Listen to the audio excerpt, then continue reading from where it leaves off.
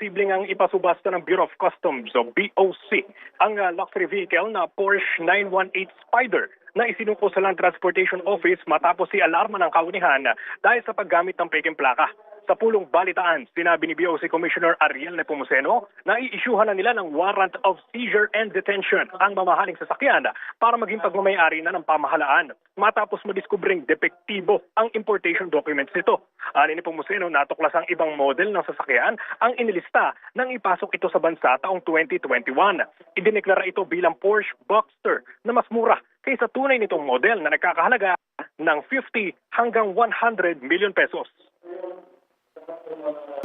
Malaki ang pananagutan dahil napakalaki ng pagkakamali ng deklarasyon ito, dokumento, at therefore yung pinagbayaran. Ang pinagbayaran niya, imagine, 1.8 billion lang. Kung ito sana ay tama ang pagbabayad, minimum 35 million pesos dapat ang binayaran mo.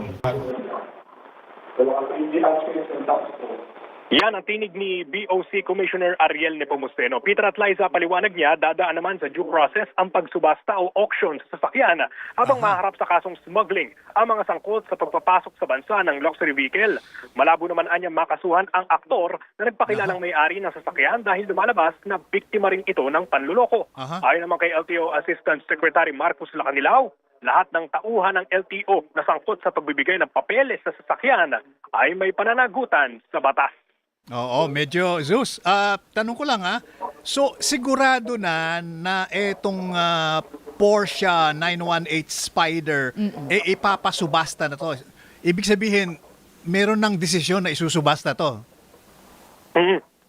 Peter at Liza, ang sabi sa atin dito mismo sa ongoing na press conference ni BOC Commissioner Ariel Nepomuceno ay ipadadaan pa nila ito sa due process. Ibig sabihin, dadaan pa sa malalimang investigasyon. Pero sinabi niya rin na ngayong araw ay maglalabas na sila, mag-i-issue na sila ng warrant of seizure and detention para sa sasakyan na ito. Hindi pa sila nagbibigay, Peter at Liza, ng petsa para dun sa auction. Pero mukhang lumalabas, ayon sa mga pahayag ni BOC Commissioner ay ganoon nga ang kalalabasan dahil natuklasang may depektibo yung importation documents nitong Porsche Spider na ito, Peter. Okay.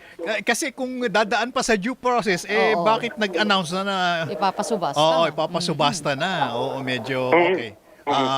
Do you have any explanation for that? I mean, or mag-show cause order ba muna o ano ba mangyayari? Ang sabi sa atin, Peter at Liza, nakita na talaga nila na meron talagang pagkakamali o pamimeke doon sa importation na documents nito. Pero ang sinisiguro ng pamahalaan, partikular ng Bureau of Customs at ng Land Transportation Office ay magiging maayos yung proseso nung pagpapasubasta dito sa luxury vehicle na ito.